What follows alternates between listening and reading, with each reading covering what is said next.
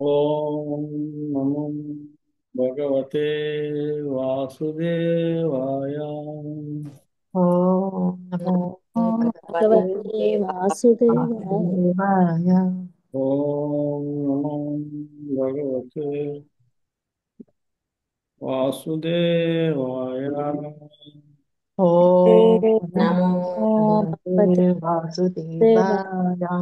ఓం నమో భగవతే వాసుదేవాయ. ఓం ఓం నమో నమో భగవతే భగవతే వాసుదేవాయ. దేవాయ. నారాయణం నమస్కృత్యం నారాయణం నమస్కృత్యం నరం నారాయణ చైవ నరోత్తమం నరం చైవ నరం చైవ నరోత్తమం నరోత్తమం దేవీం సరస్వతిం వ్యాసం దేవీం దేవీం సరస్వతీం సరస్వతిం వ్యాసం వ్యాసం తతో జయముదీరయే. తతో తతో తతో జయముదీరయే. జయముదీరయేత్. నష్టప్రాయేషు అభద్రేషు నష్టప్రాయేషు నష్టప్రాయేషు అభద్రేషు అభద్రేషు నిత్యం భాగవత సేవయా నిత్యం నిత్యం భాగవత నిత్యం సేవయా. భాగవత సేవయా భగవతీరుత్తమ శ్లోకే భగవతీరుత్తమ భగవతీరుత్తమశ్లోకే శ్లోకే భక్తిర్భవతి నైష్టికీ. భక్తిర్భవతి భక్తిర్భవతి నైష్టికీ. కృష్ణాయ వాసుదేవాయ కృష్ణాయ కృష్ణాయ వాసుదేవాయ వాసుదేవాయ దేవకీ నందనాయ చ దేవకీ దేవకీ నందనాయ నందనాయ దేవకీనందనాయ చ చ నందగోపకుమారాయ నందగోపకుమారాయ నందగోపకుమారాయ గోవిందాయ నమో నమః. గోవిందాయ గోవిందాయ నమో నమో నమః. నమః. ఓం జ్ఞానతిమిరాంధస్య జ్ఞానాంజనాశలాకయా చక్షురున్మిలితం येन తస్మై శ్రీగురవే నమః. శ్రీచైతన్యమనోభీష్టం స్థాపితం येन భూతలే స్వయం రూపా కదా మह्यं దదాతి స్వపదాంతికం. వందేహం శ్రీగురో శ్రీయుతాపదకమలం శ్రీగురుం వైష్ణవాంశ్చ శ్రీరూపం సాగ్రజాతాం సహగణా రఘునాథాన్వితం తం సజీవం సాద్వైతం సావధూతం పరిజనా సహితం కృష్ణ చైతన్యదేవం శ్రీరాధా కృష్ణపదా సహగణా లలితా శ్రీ విశాఖాన్వితాంశ్చ హే కృష్ణ కరుణా సింధు దీనబంధో జగత్పతే గోపేశ గోపికా కాంత రాధాకాంత నమోస్తుతే. తప్త కాంచన గౌరాంగి రాధే వృందావనేశ్వరి వృషభానుసుతే దేవి ప్రణమామి హరిప్రియ. నమో విష్ణుపాదాయ కృష్ణప్రేష్టాయ భూతలే శ్రీమతే భక్తివేదాంత స్వామి ఇతి నామినే. నమస్తే సరస్వతే దేవే గౌరవాణి ప్రచారిణి నిర్విశేష శూన్యవాది పాశ్చాత్య దేశకారిణి. వాంఛాకల్పతరుభ్యశ్చ కృపా సింధుభ్య ఏవ చ పతితానాం పావనేభ్యో వైష్ణవేభ్యో నమో నమః. జై శ్రీ కృష్ణ చైతన్య ప్రభు నిత్యానంద శ్రీ అద్వైత గదాధర శ్రీవాసది గౌరభక్తవృంద. హరే కృష్ణ హరే కృష్ణ కృష్ణ కృష్ణ హరే హరే హరే రామ హరే రామ రామ రామ హరే హరే. హరే కృష్ణ.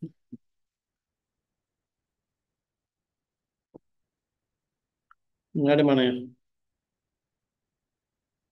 వేణుల కార్యక్రమానికి అందరికీ స్వాగతం. మనం ఆ, మొదటి అధ్యాయం, అదే మొదటి స్కందం, 10వ అధ్యాయం. అధ్యాయం పేరు శ్రీకృష్ణుని ద్వారకా గమనము. దాంట్లో మనం కృష్ణుడు ద్వారకకి వెళ్ళడం మనం ఆ, అంటే హస్తినాపురం వెళ్ళి ద్వారకకి ప్రయాణం అవుతున్నప్పుడు ఆయన రథం ఎక్కి వెళ్తుంటే హస్తినాపురం స్త్రీలందరూ కూడా కృష్ణుని చూసి ఏమైనా చర్చించుకుంటున్నారు అన్నది మనం ఆ, చర్చిస్తున్నాం. నిన్న 25వ శ్లోకం వరకు చర్చించాం. అంతవరకు వాళ్ళు కృష్ణుడి యొక్క గొప్పతనాన్ని పొగిడారు. ఇప్పుడు ఇక్కడ నుంచి 26 నుంచి 30, 26, 27, 28, 29, 30 ఈ 5 శ్లోకాల్లో భగవంతుడే కాదు, భగవంతుడితో సంబంధం ఉన్న ప్రతిదీ కూడా ఎంతో ఘనమైంది అనే విషయాన్ని వీళ్ళు చర్చిస్తున్నారు. సో ఆ విషయాన్ని ఇక్కడ ఒక్కొక్క దాన్ని ఒక్కొక్క విధంగా, ఒక్కొక్క అంశాన్ని, అంటే భగవంతుడితో సంబంధం ఉన్న ప్రతి ఒక్క అంశాన్ని కూడా వాళ్ళు చర్చిస్తూ ఉన్నారు. అది ఎంత గొప్పదన్నది ఆ వీటన్ని మనం ఇక్కడ చూద్దాం. ఇక్కడ 26 శ్లోకంలో వాళ్ళు ఉం, భగవంతుడు పుట్టిన ఆ వంశము, ఆయన జన్మస్థానం చాలా ఎంతో ఉత్తమమైనవి అని చెప్పి పొగుడుతున్నారు ఆ రెండింటిని. అది మనకు చదువుతాం. 26లో అహో అలం శ్లాఘ్యతమం యదో కులః మహో అలం పుణ్యతమం మధోర్వనం యదేష పుంసా వృషభాశ్రియ ప్రతి స్వజన్మ నాచంక్ర మనేన చాంచతి. అవునా? అహో యదు వంశము ఎంత శ్లాఘనీయమైనది. అహో అలం శ్లాఘ్యతమం యథో కుల, యథోహ కుల, యథో కులం, యదువంశ కులం. అహో ఎంత శ్లాఘనీయం, శ్లాఘ్యతమం అంటే తమం అంటే ఆ, అర్హత కలిగింది అని. శ్లాఘ్యతమం అంటే శ్లాఘ్యమైనది, శ్లాఘ్యానికి ఉత్తమమైనది, శ్లాఘతమైనది అని. అహో యదువంశం ఎంత శ్లాఘతమైనది. అలాగనే సర్వ జీవుల దివ్య ప్రభువును లక్ష్మీపతి అతడు జన్మ నుండి బాల్యం చరించినట్టి మధురా నగర భూమి ఎంత పుణ్యతమైనది. ఈ విధంగా ఆ వంశం, యదువంశం కూడా ఎంత గొప్పది. ఎక్కడైతే కృష్ణుడు పుట్టి ఏ, అంతా చర్చించ మధురా మండలం, అంటే మధురాలో ఆయన చేయలేదు కానీ మధుర మండలం అంతా, అది పుట్టినందుకు మధుర నగరం, పెరిగినందుకు బృందావనం, ఇదంతా మధుర మండలం. అది అంత గొప్పది అనేది వీళ్ళు చెప్తున్నారు. ఇంచేత ఎప్పుడైనా భగవంతుడే కాకుండా భగవంతుడితో సంబంధం ప్రతి ప్రదేశం కానీ ప్రతి వస్తువు కూడా ఎంతో ఘనమైనదని మనం గ్రహించాలి. అందుకనే మనం యాత్రకి వెళ్తే అవన్నీ కూడా భగవంతుడితో సంబంధం ప్రదేశాలకు వెళ్తాం, ఆటోమేటిక్గా వాటికి ఆ ప్రాముఖ్యత ఏర్పడుతుంది. అందుకని భక్తులు కూడా అందుకని మనం గౌరవించాలి. ఎందుకంటే భక్తులు కూడా భగవంతుడితో సంబంధం ఉన్నవాళ్ళు, భగవంతు సంపర్కంలో ఉన్నవాళ్ళు, భగవంతుడితో ఏదో సంబంధం ఉంది కాబట్టి వాళ్ళు కూడా ఎంతో గొప్పవాళ్ళు. అంటే వాళ్ళు మనం అవమానపరిచినా అది భగవంతుడికి అవమానపరిచినట్టు అవుతుంది. సో భగవంతుడే కాదు, భగవంతుడికి సంబంధించిన వస్తువులు కూడా ఎంతో ఘనమైనవి, ఎంతో ఉత్తమమైనవి అన్న విషయాన్ని వీళ్ళు మనకి ఈ శ్లోకాలు మనం తెలుసుకుంటాం. ఈ శ్లోకాలు మనకి ఆయన పుట్టిన యదువంశం, పుట్టిన జన్మస్థానమైన మథురా నగరం ఎంత గొప్పది అనేది వీళ్ళు పొగుడుతున్నారు. భాషణ ప్రభుపాద వారు చెప్తున్నారు.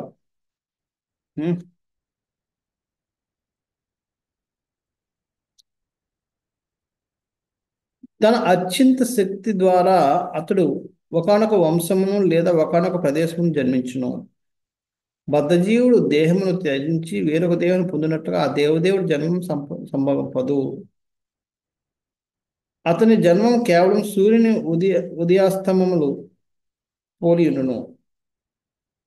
సూర్యుడు తూర్పు దిక్కున ఉదయించినంత మాత్రమున తూర్పు దిక్కులు సూర్యునికి జనకుడని భావం కాదు. అంచేత ఇప్పుడు మనలాగా మనం ఏంటంటే పుడతాం, పుట్టిన తర్వాత చనిపోతాం, చనిపోయిన తర్వాత మరొక దేహం తీసుకుంటాం. అది మనకు కంపల్సరీ, తప్పదు. వద్దన్న మనం ఉండలేము. నేను ఈ దేహంలోనే కొనసాగాలనుకున్నా కొనసాగడానికి అవ్వదు. అలాగే వేరే దేహం నాకు వద్దనుకున్నా తీసుకోక మానదు. మన యొక్క చావు పుట్టుకలు మన చేతిలో లేవు. కానీ భగవంతుడు అలా కాదు. ఆయన ఉండాలంటే ఉండగలడు, వెళ్ళాలంటే వెళ్ళగలడు, అలాగా. సో ఆ విధంగా మనకి అంచేత మన చూడడానికి మనలాగే పుట్టినట్లు మనలాగే ఇదైనట్టు కనబడినప్పటికీ ఆయనది వేరు, మనది వేరు. ఆయన జనన మరణములు వేరు, మన యొక్క జనన మరణాలు వేరు. మరణం అనేది లేదనుకోండి నేను అది. సో దీన్ని ఎలా పోలుస్తున్నారు? సూర్యుడు అస్తమయం, సూర్యుడు సూర్యోదయం. సూర్యుడు తూర్పు నుంచి ఉదయిస్తున్న చేత ఆయన సూర్యుడు తూర్పు దిక్కు పుట్టినట్టు కాదు. తూర్పు దిక్కు అయినా ఎంచుకున్నాడు అంతే ఉదయించడానికి, అంతే తప్ప అక్కడ పుట్టినట్టు కాదు. అదే విధంగా భగవంతుడు కూడా తన యొక్క అచ్యుత శక్తి చేత కొన్ని ప్రదేశాలని కొంతమందిని వాళ్ళని సెలెక్ట్ చేసుకుంటాడు, తల్లిదండ్రులుగా, జన్మస్థానంగా, లేకపోతే ఇలాగా. ఆనంత మాత్రాన అక్కడ జన్మించినట్టు కానీ వాళ్ళకి జన్మించింది కాదు. సూర్యుడు 6 గంటలకి సూర్యోదయం అయ్యి సూర్యుడు బయటకు వచ్చినంత మాత్రం అక్కడ పుట్టినట్టు కాదు. అంత ముందు కూడా ఉన్నాడు, 5 గంటలకు కూడా ఉన్నాడు. మనకు కనబడకపోవచ్చు, కానీ ఆయన ఉన్నాడు అక్కడ. ఆ విషయాన్ని మనం గ్రహించాలి. అందుకనే మనం సూర్యోదయం సూర్యాస్తమాలు సూర్యాస్తమయం ఏ విధంగా సూర్యుని యొక్క జననానికి మరణానికి సంబంధం ఉందో, లేకపోతే అది ఆ అస్తమయం అయినంత వల్ల అక్కడ మరణించినట్టు, లేదంటే అక్కడ ఇదే నిర్యాణమైనట్టు, లేదంటే ఇక్కడ పుట్టినట్టు కాదో, అలాగే భగవంతుడి యొక్క ఒక అవతరణ మళ్ళీ అదృశ్యం అన్నవి ఆయన చావు పుట్టుకలతో సంబంధం లేదు. మనం అర్థం చేసుకోవాలి. సర్వత్రా సర్వదా నిలిచిండు అతడు తన నిర్హేతుక కరుణచే మన ఇద్దరు ప్రత్యక్షమైనప్పుడు అతనికి జన్మ కలిగినట్లుగా మనం భావిస్తాము. అది ఆయన సర్వత్రా సర్వత్రా అంటే ప్రతి చోట, సర్వదా అంటే ఎల్లప్పుడు ఆయన నిలిచి ఉంటాడు. అంటే ప్రతి చోట వీడికి మన పక్కన ఉన్నాడు కూడా. కానీ మనకి ఆయన కనబడ్డు. కొన్నిసార్లు ఆయన తన నిర్హేతుకమైన, హేతుకం అంటే కారణం, నిర్హేతుకం అంటే కారణం లేక అకారణంగా కాదు, ఎందుకు కొట్టిస్తున్నాడు అని తెలియదు అనమాట. అటువంటి కొట్టుకొచ్చే మనకి మన ఎదురు ప్రత్యక్షం అవుతాడు. అంటే మనకి ఆయన ప్రత్యక్షం మనం చూడగలిగేటట్టు ఆయన చేస్తాడు. అయితే ఆయన తన స్థాయి దగ్గర మన స్థాయికి వచ్చి మనం చూసే స్థాయికి రావచ్చు, లేదంటే మన యొక్క దృష్టిని ఆ స్థాయికి తీసుకెళ్ళచ్చు. ఏదో ఒకటి చేసి మనకు కనబడితే అది అలా కనబడినంత మాత్రం ఆయన అక్కడ పుట్టినట్లు కాదు. ఆయన ఆల్రెడీ ఉన్నాడు. ఓన్లీ మన దృష్టికి ఎప్పుడు అది ఆయన ఎలాగైతే సూర్యుడు ఇప్పుడు ఉన్నాడు, ఎక్కడైతే సూర్యుడు అస్తమయమైందో, సూర్యుడు రాత్రి ఉందో అక్కడ వాళ్ళకి సూర్యుడు కనబడకపోవచ్చు, కానీ దాని మాత్రం అక్కడ సూర్యుడు లేడు కాబట్టి అక్కడ మొత్తం నాశనం అయినట్టు కాదు. అలాగే మనకి ఇక్కడ రాత్రి అయితే సూర్యుడు మన దగ్గర లేడు, కానీ వేరే చోట అక్కడ ఉన్నాడు. 6 గంటలకే పుడతాడు, 6 గంటలకు పుట్టి మళ్ళీ సాయంత్రం 5 గంటలకు చనిపోతాడు కాదు. సర్వత్రా ఉంటాడు సూర్యుడు, ఎల్లప్పుడూ ఉంటాడు, సర్వదా ఉంటాడు. కానీ ఆ టైం నుంచి ఈ టైం మధ్యలోనే మనకు కనబడతాడు, మిగతా టైం మనకు కనబడ్డు. అదేవిధంగా భగవంతుడు కూడా సర్వత్రా సర్వదా ఉన్నాడు, కానీ కొంత టైంలో మనకి ఆయన కరుణ చేత మనకి కనబడేటట్టుగా కనబడుతూ ఉంటాడు. దాని అర్థం ఏంటంటే ఆయన అప్పుడు పుట్టి తర్వాత చనిపోయినట్టు కాదు. తన ఆ టైం వరకే మనకి మనకి కనబడాలన్న నిర్ణయించుకున్నాడు. తర్వాత కనబడకూడదు కనబడడం లేదు.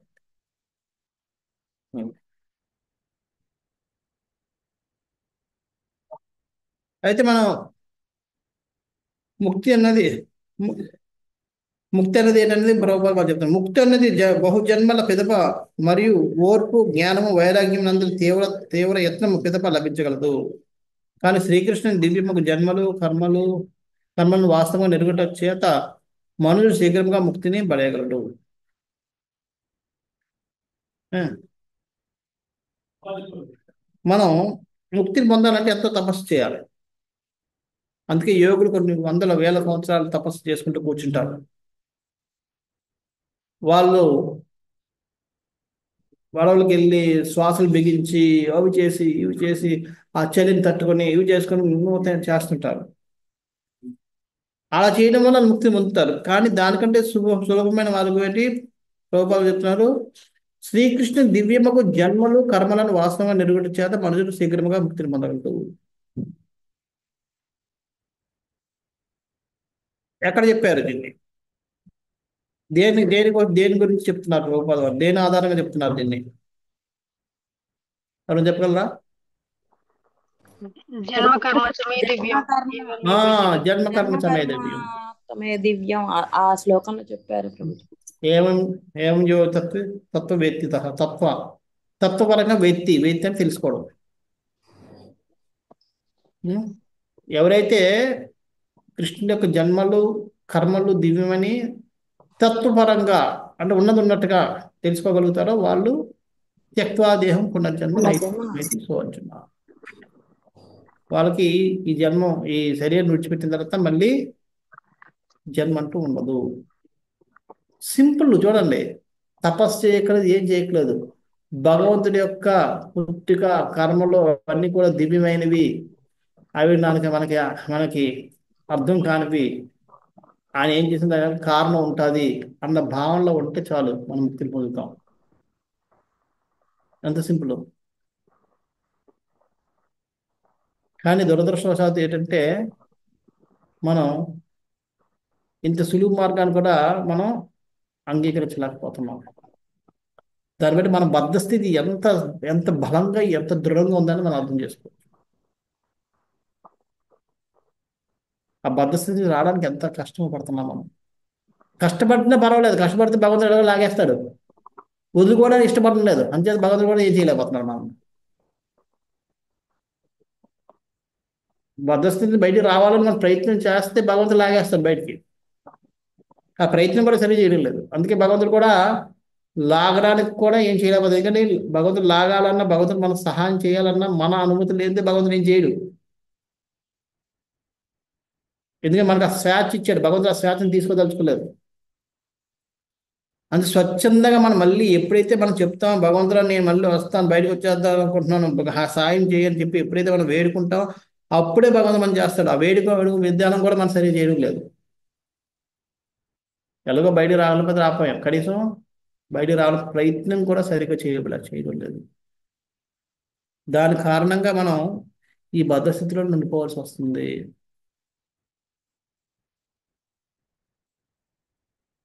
అనుకోవచ్చు, ప్రభుజీ నేను ఎప్పుడు అనుకుంటున్నానండి, నాకు మనం అందరం భక్తి దానికే కదా చేస్తున్నాం. కానీ చేస్తున్నాం కరెక్టే, కానీ మనం భక్తి చేసే విధానం చూసుకుంటే మనం అది అనిపించదు. ఈరోజే జస్ట్ ఉదయం భాగవతంలో చర్చించుకుంటున్నాం. మనం ఏం చేయక్కర్లేదు. భగవద్ధామం వెళ్ళాలని భగవంతుని మీద ప్రేమ పెంచుకోవాలంటే చెయ్యాల్సిన పని చేసే విధానంలో చేస్తే చాలు, ఇంకేం చేయక్కర్లేదు. ఆటోమేటిక్గా మనకి భగవంతుడి మీద ప్రేమ కలుగుతుంది, భగవంతుడికి మన పట్ల ప్రేమ కలుగుతుంది. మనం చేయాల్సిన వాళ్ళు చేసిన విధంగా చేయడం లేదు. మనం పడుకునేటప్పుడు ఎటువంటి డిస్టర్బ్ లేకుండా అన్ని బంద్ చేసుకుని మరి పడుకుంటాం. జపం చేసేటప్పుడు అన్ని ఆన్ చేసుకుని పడుకుంటాం, ఆన్ చేసుకుని కూర్చుంటాం. కానీ రివర్స్ ఉండాలి. జపం చేసేటప్పుడు రివర్స్ లేకపోతే కనీసం జపం చేసేటప్పుడు కూడా మనకి ఏం డిస్టర్బెన్స్ ఉండకూడదు. కానీ అప్పుడే మొబైల్ పక్కన పెట్టుకుంటాం, మళ్ళీ లెగిస్తే మొబైల్ కాల్ వస్తే మళ్ళీ లెగాలని చెప్పి ఆ, అన్నీ పక్కన పెట్టుకుంటాం. అప్పుడే ఆ టైంలోనే 2 in 1 పనులు చేస్తుంటాం. ఏదో చూడాలని, ఏదో సూపర్వైజ్ చేయాలంటే సూపర్వైజ్ చేస్తూ కూర్చుంటూ జపం చేస్తాం. సగం దృష్టి అక్కడ, సగం దృష్టి ఇక్కడ. మనం భక్తి చేస్తున్నాం, కానీ ఇటువంటి భక్తి చేయడం వల్ల అది మనం సీరియస్గా చేస్తున్నట్టు కాదు. మనం నిజంగా సీరియస్గా చేస్తే అలా ఉండదు. మనం సీరియస్గా పడుకోవాలనుకున్నాం కానీ అప్పుడు ఏంటో చాలు చాలా వెళ్ళండి, ఎవరికి వెళ్ళండి, సైలెంట్గా ఉండండి, పడుకోవాలి అని చెప్పేస్తాం, అందరిని సైలెంట్ చేసేస్తాం. కానీ జపం చేస్తే మనం ఎన్నిసార్లు చెప్పాం మన ఫ్యామిలీ మెంబర్స్ కలగను, ఒకసారి కూడా చెప్పాం. అంటే మన సీరియస్నెస్ లేదు. అందుకని భగవంతుడు అనుకుంటాం మనకే, నేను నేను బయటికి భక్తి ఈ బద్ధస్థితి బయటికి రావాలని నేను కోరుకుంటున్నాం, కానీ యాక్షన్ అలా లేవు. మనమే ప్రయత్నం అలా జరగడం లేదు. ఆ ప్రయత్నం లోపం కారణంగా భగవంతుడు మనల్ని లాగలేకపోతున్నాడు బయటికి లాగడానికి. ఎందుకంటే మన పర్మిషన్ సంపూర్ణంగా లేదు.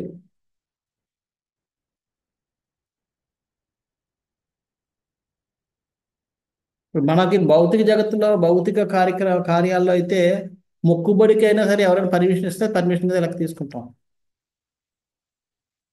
కానీ ఇక్కడ అలా కాదు, భగవంతుడు అలా కాదు. సంపూర్ణంగా మనస్ఫూర్తిగా చెప్తే కానీ భగవంతుడు దాన్ని స్వీకరించడు, ఆ పని చేయడు. అంచేత మనం చెయ్యాలనుకుంటున్నాం, భక్తి చేయాలి, బయటపడాలనుకుంటున్నాం, కానీ ప్రయత్నంలో మాత్రం అది చూపించడం లేదు. అంచేత భగవంతుడు మనల్ని బద్ధస్థితిని బయటకు తీసుకురాలేకపోతున్నాడు. కానీ సాయం చేయాలని మనకంటే ఎక్కువగా ఆతృతగా ఉన్నాడు ఆయన. మనకంటే ఎక్కువ ఆతృతగా మన బయట తీసేసి మన దగ్గర తీసుకెళ్లాలని ఆతృతగా ఉన్నాడు. కానీ మన గ్రీన్ సిగ్నల్ లేదు. ప్రాబ్లం అది. అంచేత ఆయన ఏం చేయలేకపోతున్నాడు. చేయాలనుకున్నా సరే కాపాడాలనుకున్నా ఆయన మనల్ని ఈ బద్ధస్థితిని బయటకు తీసుకురాలేకపోతున్నాడు. అందుకనే మనం ఈ బద్ధస్థితిని వదులుకొని మనం ఎప్పుడైతే కృష్ణుని కోసం ఆయన యొక్క దివ్యత్వాన్ని మనం తెలుసుకుంటామో మనం మొత్తం ఈజీగా ఎటువంటి తపస్సు, ఎటువంటి కష్టాలు లేకుండా మనం ముక్తిని పొందగలుగుతాం. కానీ ఈ బద్ధస్థితి వల్ల మనం దాన్ని దివ్యం అని తెలుసు, కానీ తెలిసిన దానికి నిజంగా నమ్మిన దానికి చాలా తేడా ఉంటాం. అది మనం మన యొక్క చేష్టల్లో నమ్మితే మన చేష్టలు అన్నింటిలో అదే చూడండి. మనకి ఎన్నో ఒంట్లో బాబోదు ఎంతో మంది ఎన్నో రకాలుగా రకరకాల ఉపాయాలు చెప్తుంటారు. కానీ ఏదైతే మనం నమ్ముతామో దాన్ని మనం వాడతాం, మిగతావన్నీ వాడతాం. కాదు మిగతావన్నీ చెప్తాం, వేరే వాళ్ళు చెప్పమని చెప్పేస్తాం, ఇదే ఇలా కూడా చేయండి, అలా చేయండి, అలా చేయండి చెప్పి. మనం మాత్రం మనకు వచ్చేటప్పటికి ఏదో ఒకటే ఫాలో అవుతుంది, దాన్నే నమ్మాం, మిగతా అట్లా నమ్మలేదు.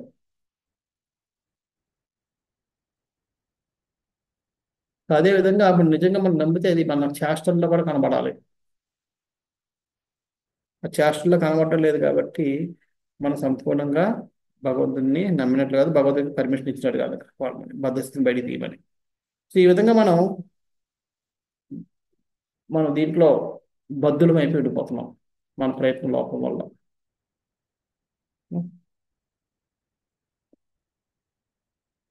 యదువంశు భాగ్యమును మధుర మండల వాసుల భాగ్యమును గణించడం సాధ్యం కాని విషయము. యదువంశపు భాగ్యాన్ని మధుర మండల వాసుల భాగ్యమును గణించుట సాధ్యం కాని విషయం. కానీ మనం ఎప్పుడు కూడా దాన్ని ప్రభుపాద వారు చెప్తున్నారు, కానీ మనం అది ఎప్పుడు కూడా అంత ఊహించలేదు. ఏమిటి అంతగలంత అది మనం నిజంగా అర్థం చేసుకుంటే మనం కూడా అసలు ఆ భావంలో మనం వాళ్ళని అంత అభినందిస్తుంటాం. ఆ అభినందన భావం మనలో లేదు, ఇంకా రాలేదు అంటే దాన్ని మనం అర్థం చేసుకోలేదని అర్థం. ఇప్పుడు ఎవరైనా ఇప్పుడు మంచి పెద్దవాళ్ళు ఎవరైనా పిలిస్తే మనల్ని పక్కన పెంచుకుంటే ఊహించుకోకుండా మనం ఆశ్చర్యపోతున్నాం, అబ్బా నేను ఊహించలేదు, తెగ చెప్తాం, 10 సార్లు చెప్పుకుంటాం. గ్రేట్, ఆయన చాలా గ్రేట్. అది ఇది ఓ పది పది పదే పదే పదే పదే చెప్తూ ఉంటాం. ఎందుకని? అది అనుభూతి పొందాం, చూసాం, ఇవన్నీ చేసాం కాబట్టి. ఇప్పుడు అది లేదు కాబట్టి గొప్పోడు అంతే తప్ప ఎంత గొప్ప ఏంటంటే మనం దాన్ని ఆ ఎక్స్ప్రెషన్లో చాలా తేడా ఉంటుంది. అంచేత మనం ప్రతిదీ కూడా మనం థియరిటికల్గా జ్ఞానం ఉంది కానీ అనుభూతి పరంగా జ్ఞానం లేదు కాబట్టి మనం దాన్ని దానికి అంత విలువని ఇవ్వడం లేదు. దానికి గొప్పతనాన్ని మనం సరిగా అర్థం చేసుకోవడం లేదు. అందుకనే మనం ఈ ముక్తిని ఈజీగా పొందగలిగినా సరే పొందలేకపోతున్నాం. అది లేదంటే వాళ్ళ యొక్క మధురాభాసలు ఈ ఏదో వస్తువులకు భాగ్యం అనేది మనం లెక్క పెట్టలేనిది.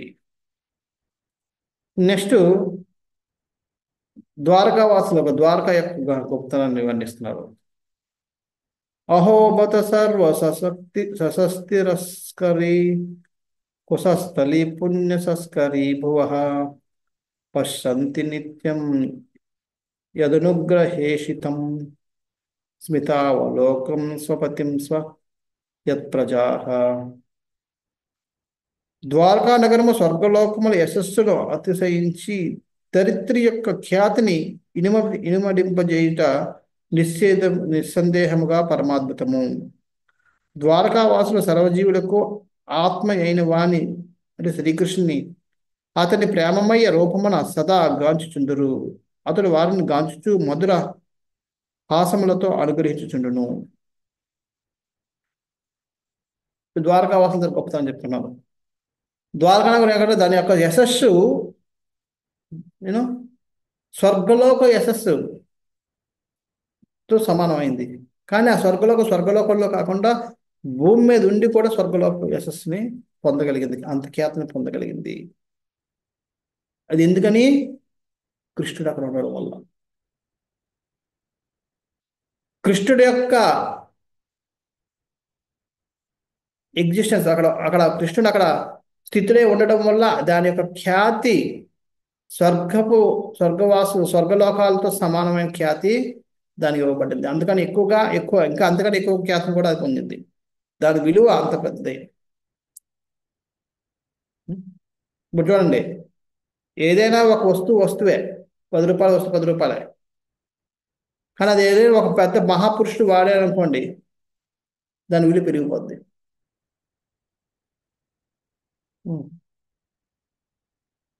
దాని వేలం పట్టేస్తే దాని తర్వాత విలువ చాలా పెరిగిపోద్ది. సో అదే విధంగా అది ద్వారకా నగరం నగరమే, ఒక భూమి. కానీ ఎప్పుడైతే భగవంతుడి ఉపస్థితిలో ఉండడం వల్ల దాని ఖ్యాతి స్వర్గలోకాలను కూడా దాటిపోయింది.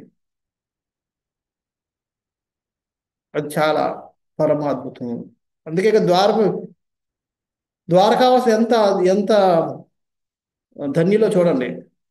వాళ్ళు ఎప్పుడు కూడా ప్రతి ఒక్కరు హృదయంలో ఉంటూ కూడా ప్రతి ఒక్క జీవి హృదయంలో భగవంతుడు ఉన్నాడు, కానీ ఎవరు చూడలేకపోతున్నారు. అటువంటి భగవంతుని నిత్యం వాళ్ళు దర్శించగలుగుతున్నారు.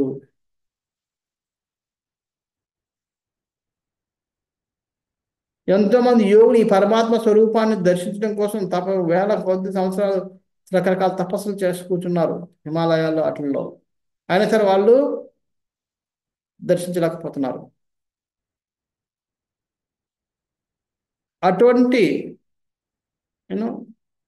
కష్టతరమైన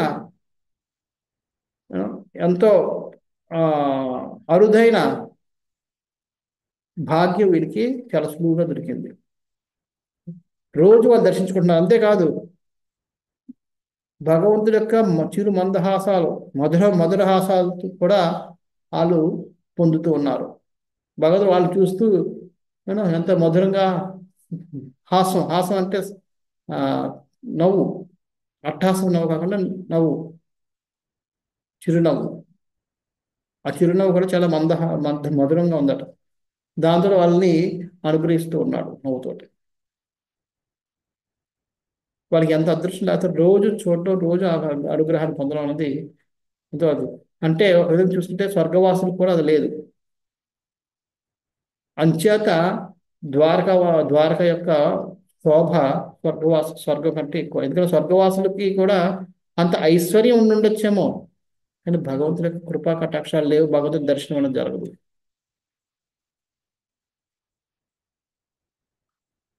దాన్ని మించిపోయిన భాగ్యవంతులు వీళ్ళందరూ ద్వారకావాసులు. ఎందుకంటే వాళ్ళందరికీ డైలీ, రోజు, ప్రతిదినం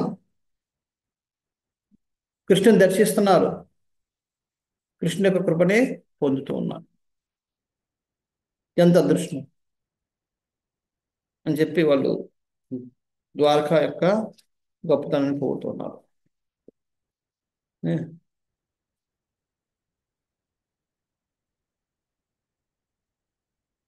ప్రభుపాద గారు బృందావనం, మథుర, ద్వారకల యొక్క గొప్పతనాన్ని ఇక్కడ వివరిస్తున్నాను భాష్యంలో. వీటన్నిటిని బట్టి స్వర్గలోకములు భూలోకము కన్నను అత్యంత వైభవోపేతములని తెలియచున్నది. కానీ శ్రీకృష్ణుడు రాజ్యమేలిన ద్వారకా నగర కారణమున దరిద్ర యొక్క ఖ్యాతి స్వర్గలోకముల యశస్సును అతిశయించింది. బృందావనం, మధుర, ద్వారకా అనేది ఈ 3 ప్రదేశములు ఈ విశ్వనందరి ప్రఖ్యాతి గాంచిన లోకముల కన్నను ముఖ్యమైనవి.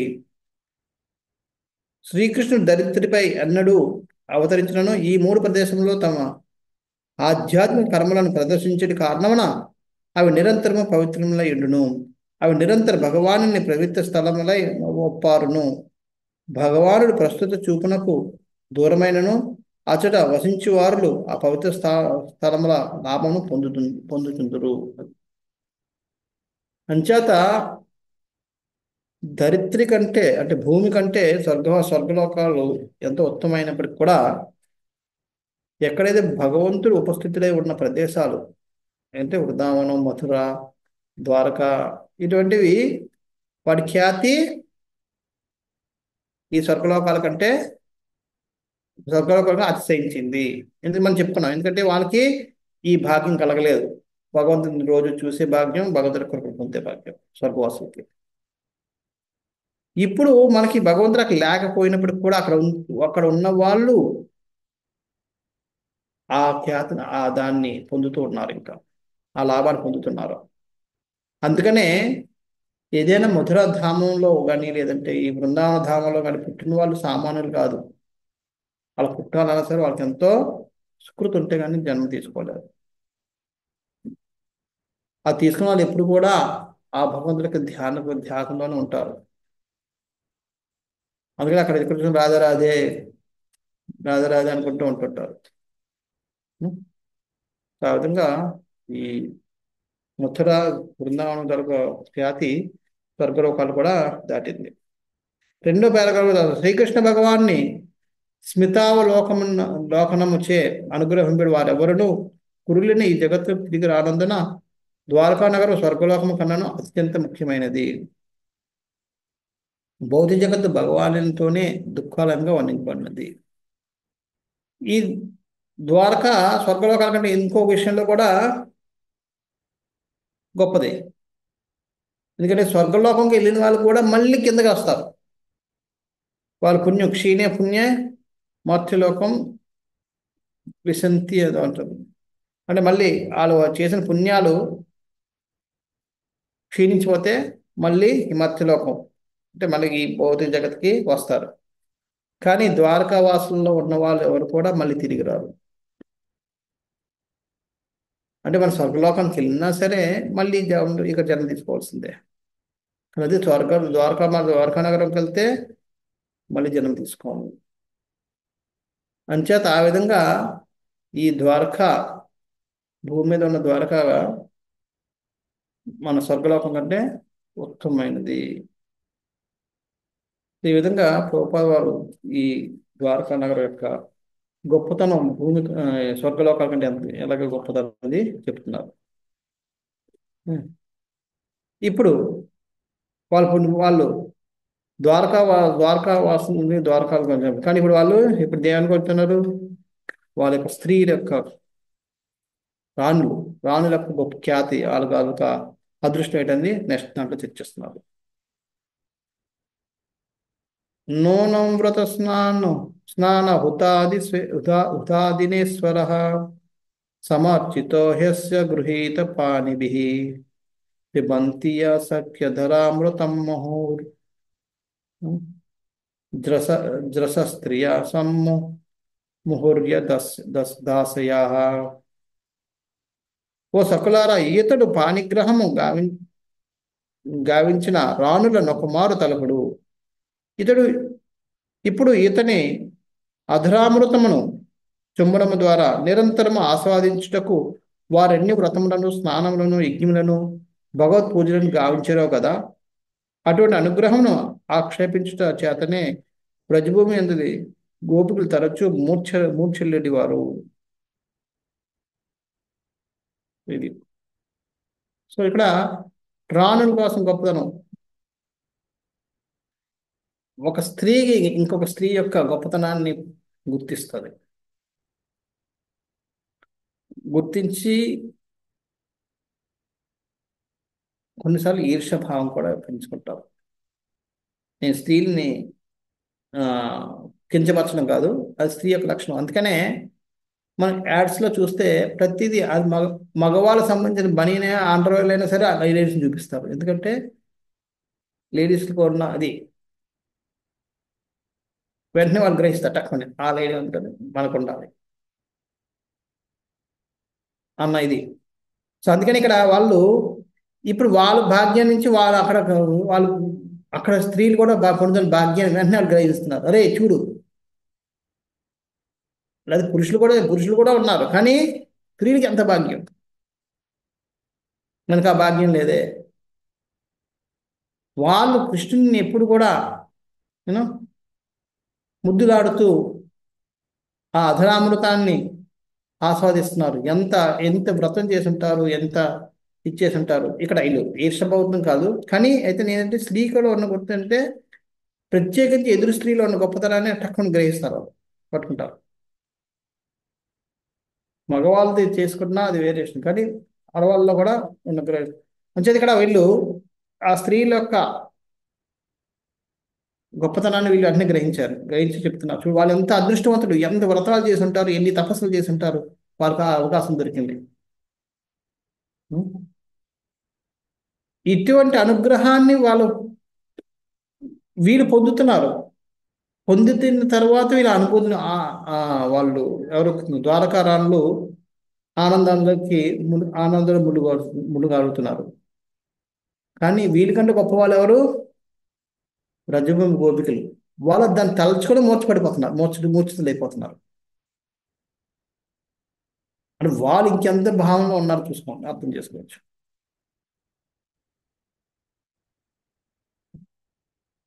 వీళ్ళు పొందితే కానీ వీళ్ళు ద్వారకారాలు పొందితే కానీ వాళ్ళు ఆనందాన్ని అనుభూతి పొందడం లేదు.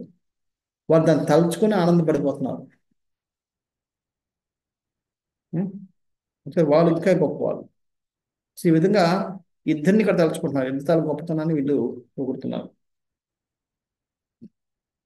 బద్ధజీవుల లౌకిక గుణములను పవిత్రమనర్చి తద్వారా వారిని శ్రీకృష్ణ భగవాని దివ్యముకు భక్తితో సేవా స్థాయికి క్రమంగా ఉద్ధరించే శాస్త్రమందులు ధర్మానుష్ఠానములు ఉద్దేశింపబడినవి. మనకి ఈ పద్ధతులన్నీ ఆచారాలను ఎందుకన్నది ఇక్కడ వివరిస్తున్నారు. ఎందుకని బద్ధజీవుల లౌకిక గుణములను పవిత్రమనర్చి తద్వారా వారిని శ్రీకృష్ణ భగవాన్ దివ్యముకు భక్తియుక్త సేవాస్థాయికి క్రమంగా ఉద్ధరించటకే శాస్త్రమందరి ధర్మానుష్ఠానములు ఉద్దేశింపబడినవి. ధర్మానుష్ఠానం అంటే ఇలా చేయాల్సిన పద్ధతులు ఎందుకు ఉద్దేశింపబడ్డాయి? మనకు బద్ధ స్థితిని తీయడానికి. ఎందుకంటే మనందరం బద్ధ స్థితిలో మనందరం పడుకోవాలనుకుంటాం రోజు 7-8 వరకు, కానీ లేవు 4 గంటల మంగళారతి లగాలి, 4 గంటలు లగాలి, 4 గంటలకు వెళ్ళాలి. ఇది పెట్టడం వల్ల మనకి ఇష్టం ఉన్న లేకపోయినా మన పద్ధతిని విడిచి లెగుస్తున్నాం. ఉదయాన్నే జపం చేయాలి, అది ఉదయాన్నే ఇది చేయాలి, 12 అయిపోయింది భోగం పెట్టాలి. ఈ పద్ధతి వల్ల మన యొక్క పద్ధతి లేదంటే మన సీరియల్ అంటే కూర్చుని పోతాం, ఒక అరగంట లేట్ చేసేస్తాం, అలా చేసేస్తాం. నో, ఆ టైంకి వెళ్ళాలి. ఇక ఈ విధంగా మనం మన బద్ధ స్థితిని విడిపించడం కోసం, మన బద్ధ స్థితి నుంచి బయటికి తీయడం కోసం ఈ శాస్త్రానుష్ఠానాలు ఉన్నాయి. అటువంటి శుద్ధమగు ఆధ్యాత్మ జీవన స్థితిని పొందగలుగుటయే అత్యున్నత పూర్ణత్వమై ఉన్నది. అంచేత మనం ఆ, అటువంటి శుద్ధమైన ఆధ్యాత్మిక జీవన విధానాన్ని మనం పొందడమే అత్యున్నత పూర్ణత్వం ఉంది. అదే మనం అవలంబించుకుంటే అది మనం ఎప్పుడైతే సహజంగా మనం ఇప్పుడంటే ఎంత ఫోర్సు, లేకపోతే ఏమనుకుంటారు, "ఏమో, నేను బ్రహ్మచారిని, లేదంటే నేను సీనియర్ని, నేను రాకపోతే అందరూ ఏమనుకుంటారో" అన్న భావనలో కాకుండా సహజంగా ఎప్పుడైతే మూడైపోయి లెగాలి అని చెప్పి లేస్తాం, అది 4, 5, 10 మంగళారతికి వెళ్ళాలని ఎప్పుడైతే వస్తామో అది మన పూర్ణత్వం, అత్యున్నత పూర్ణత్వమైనది. ఆ స్థితియే స్వరూప స్థితి అని అనబడును. స్వరూప స్థితి అంటే భగవాన్ ప్రభు జీవుని వాస్తవ స్థితి, మనం నిజమైన సహజ స్థితి ఆ విధంగా ఉండడం. ముక్తి అనగా ఈ స్వరూప స్థితిని బాగుపరుచుకుంటే అనియే భావం. అది ముక్తి అంటే దీన్ని ఇంకా అంటే సహజంగా అసలు ఎటువంటి ఇది లేకుండా చేయగలగడమే ముక్తి. అలాగే ఎవరైతే చేయగలుగుతారో వాళ్ళందరూ ముక్తి పొందినట్టే, వాళ్ళు ముక్త స్థితిలో ఉన్నట్టే వాళ్ళందరూ. సో ఈ విధంగా ఇది మన స్వరూప సిద్ధి అంటే ఏంటంటే ఇక్కడ ఉపవాదాలు ఇక్కడ వివరిస్తున్నారు. అలాగే ద్వారకేంద్ర రాణులు స్వకీయ భావము పాణిగ్రహం కావించిన భార్యలు నందు నిలిచిన వారు కాగా, వ్రజమునందులు గోపికలు కృష్ణ వివాహమునకు పూర్వం స్నేహితులు అంటారు. వాళ్ళు శ్రీకృష్ణ బృందావనందు 16 ఏళ్ల ప్రాయం వరకు నిలిచిండు. ఆ సమయం పొరుగింటి కన్నీలో అతని స్నేహపూర్వక సంబంధములు పరకీయ భావంలో నుండివి. ఇక్కడ స్వకీయ భావంతో వాళ్ళు పరకీయ భావంతో ఉన్నారు. స్వకీయ భావం అంటే ఎప్పుడు తన వస్తువు నాది అన్నది, స్వయం నాది, నా పరకీయ అంటే నాది కాంది, విరహంలో ప్రేమించడం. వ్రజ వ్రజ వ్రజ వ్రజగోపికలందరూ కూడా వాళ్ళందరూ ఎవరు కూడా కృష్ణుని యొక్క భార్యలు కాదు, కానీ అందరూ భార్యలు అనుకుంటున్నారు. అంటే భార్యలు అనే భావంలో వాళ్ళు ఇప్పుడు కూడా ఆరాధన చేశారు. వీళ్ళు భార్యలు కానీ భార్యలుగా వ్యవహరించారు, కానీ వాళ్ళు మానసికంగా వ్యవహరిస్తున్నారు. వారి ద్వారా మెడిటేషన్ కష్టం. కొంచెం మన ఇంట్లో మనం పెద్దగా పట్టించుకోం ఎవరిని, వాళ్ళతో మాట్లాడుతుంటాం, ఇది చేసుకుంటాం, అది చేసుకుంటాం ఇంట్లో ఉన్నంతసేపు. కానీ ఎప్పుడైతే మనం దూరంగా వెళ్తామో మన మెడిటేషన్ ఎక్కువ స్ట్రాంగ్గా ఉంది, గుర్తుకొస్తుంటారు మాట్లాడుతుంటే. అప్పుడు మనం ఇంట్లో ఉన్నదానికంటే ఎక్కువగా గుర్తు చేసుకుంటుంటాం వాళ్ళని. అదేవిధంగా ద్వారకా రాణులు కృష్ణుని స్వయం చూసుకుంటున్నారు, భర్తగా చూసుకుంటారు, కానీ వాళ్ళు భారీగా వ్యవహరిస్తున్నారు, భర్తగా చూసుకుంటున్నారు. కానీ వ్రజ గోపికలు వాళ్ళకి భర్త ఆయన వాళ్ళకి భర్త కాదు, వారు ఆయనకి భార్యలు కాదు, కానీ వాళ్ళు ఉండాలనుకుంటున్నారు. ఎందుకంటే వాళ్ళ మెడిటేషన్ ఇంకా స్ట్రాంగ్. అందుకనే స్వకీయ రసం కంటే పరకీయ రసం ఇంకా చాలా కొంత. అందుకనే భగవంతుడు వాళ్ళకి పరకీయ రసం ఇచ్చాడు. బాహ్యంగా చూసుకుంటే వాళ్ళకి దూరం చేసి వాళ్ళకు మనసుని వాళ్ళ హృదయాలు బదులు చేసినట్టు ప్రేమభంగం చేసినట్టు కనబడినప్పటికీ నిజానికి ఆయన అత్యున్నత వరాన్ని ఆయన ప్రసాదించాడు. ఆ మెడిటేషన్ ఆయన వాళ్ళతో పాటు ఉండుంటే చేసుకుంటేవారు కాదు అంతగా. అందుకనే కృష్ణుడు వెళ్ళిపోయిన తర్వాత గోపికలు చేసిన ధ్యానం ఆయన ఉన్నప్పుడు వాళ్ళు చూపించిన ప్రేమ కంటే ఎక్కువ. మనం చూస్తాం, కృష్ణుడు ఉన్నప్పుడు వాళ్ళ పనులన్నీ చేసుకుంటున్నారు, అన్ని పనులు చేసుకున్న వరం వస్తుంది. కృష్ణుని వెళ్ళిపోయాక చూస్తే అందరూ స్తబ్దులైపోయి ఒక చోట కూర్చుని ఏ పనులు చేయకుండా కూర్చుని కృష్ణుని స్మరించుకుంటూ కూర్చున్నారు. అంటే పనులు కూడా ఆపేసి 24 hours ఇంకా అదే కృష్ణుని చేస్తామన్నారు. సో ఆ విధంగా వాళ్ళ యొక్క ప్రేమని ఇంకా పెంచాడు, భక్తిని ఇంకా పెంచాడు. సో పరకీయ భావం అనేది చాలా ఉత్తమమైనది. ఈ విధంగా ఆ, ఆయన యొక్క రాణుల యొక్క గొప్పతనాన్ని వీళ్ళు వర్ణిస్తున్నారు. తర్వాత ఆయన యొక్క గొప్పతనాన్ని, ఆయన యొక్క కృష్ణుడి యొక్క ధైర్య సాహసాన్ని పొగుడుతున్నారు ఇక్కడ. యా వీర్య శుల్కేన హృతా స్వయంవరే ప్రమద్య చైత్య ప్రముఖాన్ హి సుస్మినః ప్రద్యుమ్న సాంబా వసుధాదయో పరా యాచ హృతా భౌమవదే సహస్రశః. ప్రద్యుమ్నుడు, సాంబుడు, అంబుడు వంటి వారు ఆ రాణుల సంతానమై ఉన్నారు. రుక్మిణీదేవి, సత్యభామ, జాంబవంతి వంటి స్త్రీలను ఇతడు శిశుపాలుని అధ్యక్షుని గల పలువురు శక్తివంతమైన రాజులను ఓడించిన పిమ్మట స్వయంవరం నుండి బలవంతముగా హరించి ఉన్నాడు. ఇతర స్త్రీలు కూడా భౌమాసురుడు మరియు అతని వేలాది అంశాల వధ పిమ్మట ఇతనిచే గునిపోబడిరి. ఈ స్త్రీలందరూ నిక్కముగా మహిమాన్వితులు.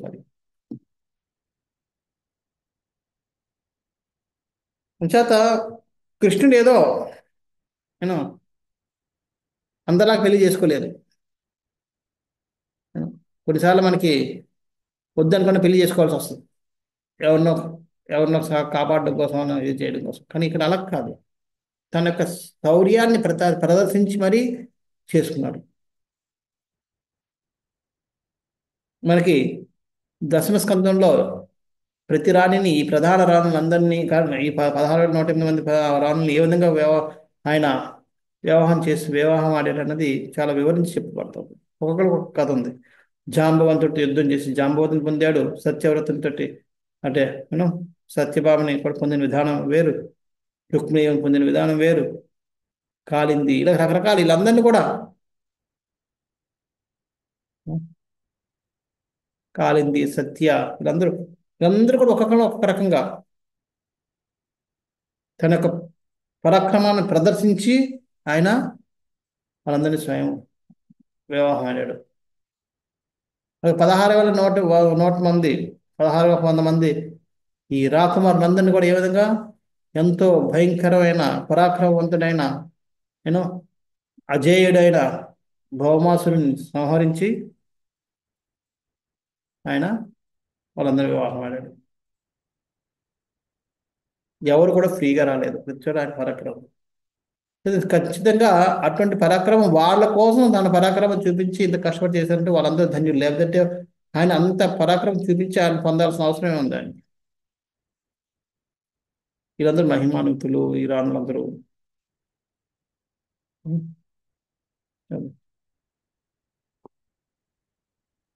ఈ విధంగా అక్కడ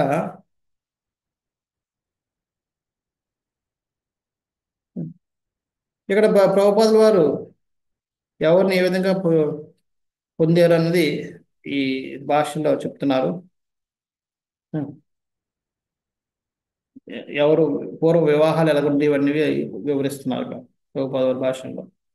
తమకు నచ్చిన వారిని బహిరంగ పోటీలలో ఎన్నుకొనుటకు శక్తివంతులైన రాజుల యొక్క యోగ్యత కలిగిన కన్యలు అనుమతింపబడి వారు.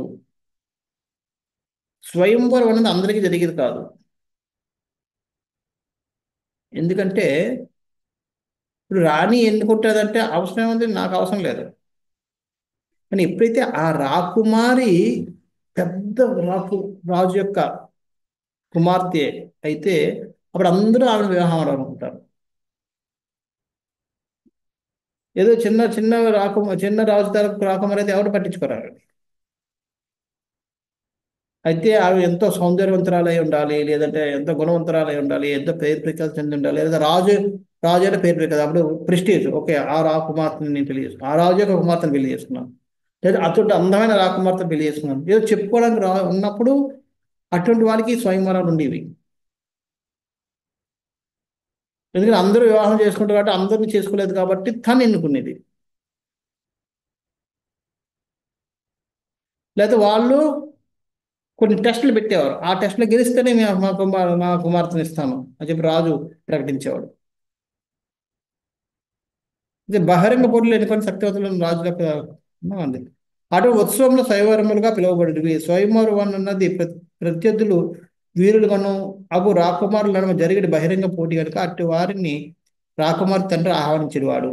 ఇది రాకుమార్తెల యొక్క రాజుల యొక్క రాజుల మధ్య జరిగే పోటీ అని వాళ్ళందరూ పిలిచేవాడు. ఎవరు ప్రదర్శిస్తే శక్తి వాళ్ళు. ఒకవేళ ఏదైనా ఒక పరీక్ష పెట్టారు, పరీక్షలో ఇద్దరు గెలుస్తారు కదా, అప్పుడు వాళ్ళిద్దరు పోటీ, వాళ్ళిద్దరు ఎవరు గెలుస్తాడు. ఈ విధంగా ఆహ్వానింపబడిన రాకుమారుల నడుమ సాధారణంగా క్రీడాభావం యుద్ధం జరిగినవి. యుద్ధం పాల్గొన్న రాకుమారులు కొన్ని మార్లు అతి స్వయంవర యుద్ధంలో మరణించిన వారు. కొన్నిసార్లు అదేమయ్యేది, యాక్చువల్గా క్రీడాభావంతో అంటే స్పోర్ట్స్ స్పిరిట్తో జరుగుతుండేవి. ఓకే, నేను పాల్గొన్నాను, ఫెయిల్ అయ్యాను, వదిలేశాను. కొన్నిసార్లు అలా ఉండేవి కాదు. ఓడిపోయిన తర్వాత కూడా వాళ్ళు కక్ష కట్టేవారు, ఎవరు గెలిస్తే వాడిని చేయాలని చెప్పి. అప్పుడు వాళ్ళ ఇబ్బంది నిజంగా యుద్ధాలు జరిగేవి, వాళ్ళు సంహరించుకుంటుండేవారు ఒకరినొకరు. కొన్నిసార్లు ఎవరి కొరకు పలువురు రాకుమారులు మరణించరు, అట్టి రాకుమార్తె అన్నిటి జయి చిహ్నం విజయుడే రాకుమారునకు వసకబడినది. ఎవరి కొరకు పలువురు రాకుమారులు మరణించరో అట్టి రాకుమార్తె అనడి జయ చిహ్నము విజయుడైన రాకుమారునకు వసపడింది. ఎవరైతే అటువంటి రాకుమారి కోసం ఇలా కొట్టాడుతున్నారో వాళ్ళందరినీ ఓడించిన వాడికి ఈ రాకుమార్తె పొందింది.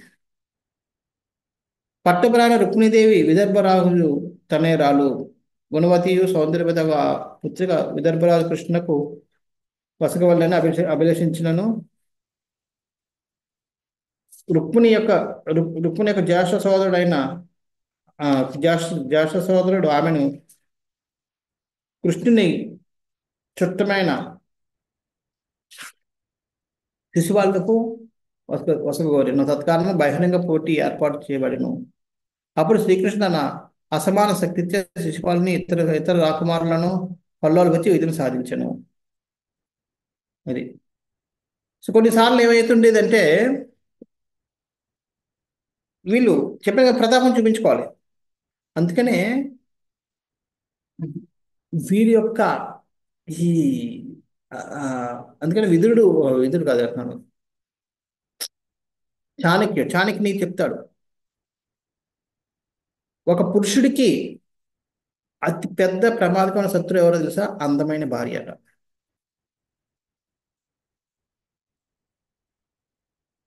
ఎందుకని ఆమె మీద ప్రతి ఒక్కరి కన్ను ఉంటుంది. అందుకనే గౌతముని వివాహం ఎవరిని? అహల్యను వివాహం. అహల్య అంత అందగత్రాలు ఇంకెవరు లేరు, కానీ ఇంద్రుడు అక్కడ వదలలేదు. ఆమె అహల్య ఇంద్రుడిని తిరస్కరించింది, స్వయంవరంలో తిరస్కరించి పెళ్లి చేసుకుంది. అయినా సరే ఇంద్రుడు వదలలేదు.